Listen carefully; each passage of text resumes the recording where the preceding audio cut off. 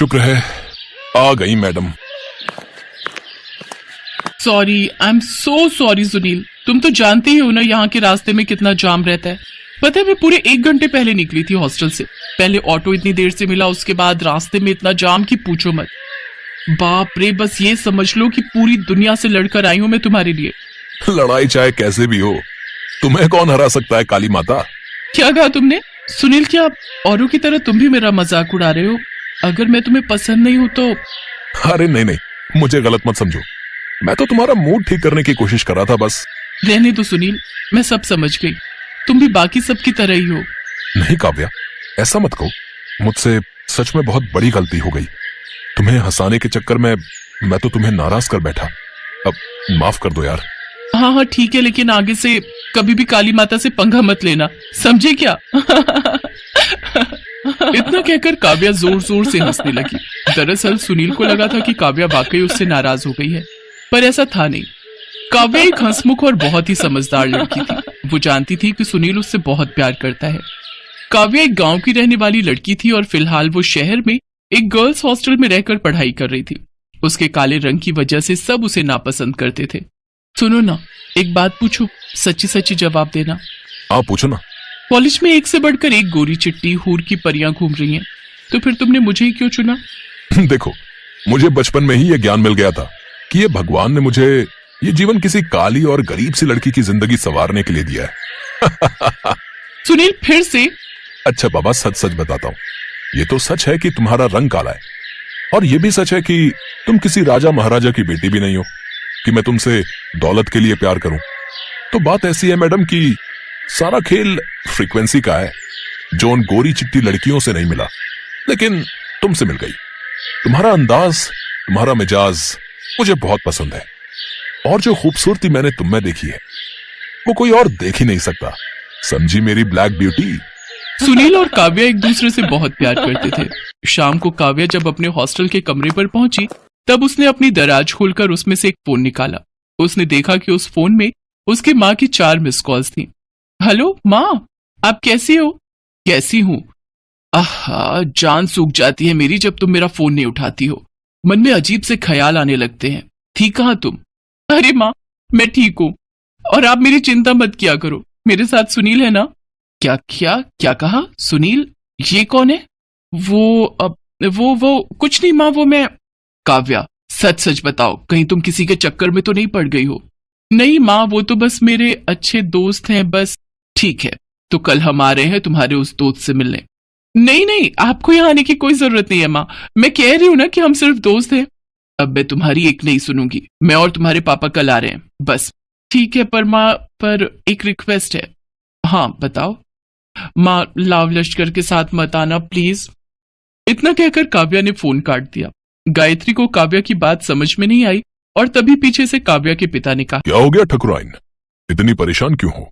अब क्या बताऊं मैं आपको, मुझे ऐसा लगता है कि शहर में कोई लड़का है जो काव्या को। क्या?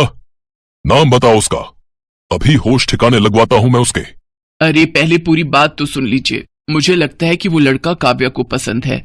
जब मैंने कहा कि हम दोनों कल शहर आ रहे हैं, तो उसने कहा कि लाव लश्कर के साथ मत आना।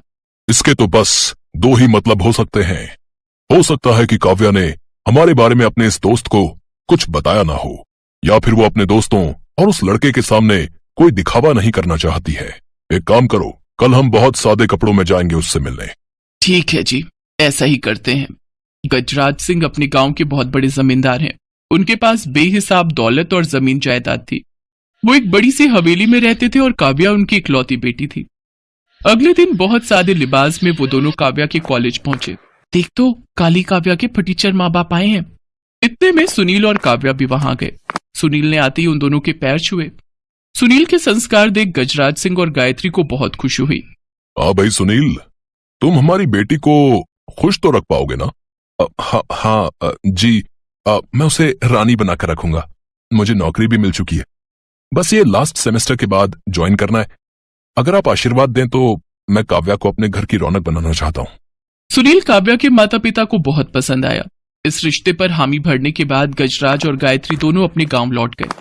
सही सोचा था हमने। सुनील को हमारे बारे में बिल्कुल नहीं पता है। सच में काव्या ने अपने लिए हीरा ढूंढा है। ऐसा लड़का तो हम भी नहीं ढूंढ पाते जी। सही कह रही हो, सच में हीरा है लड़का।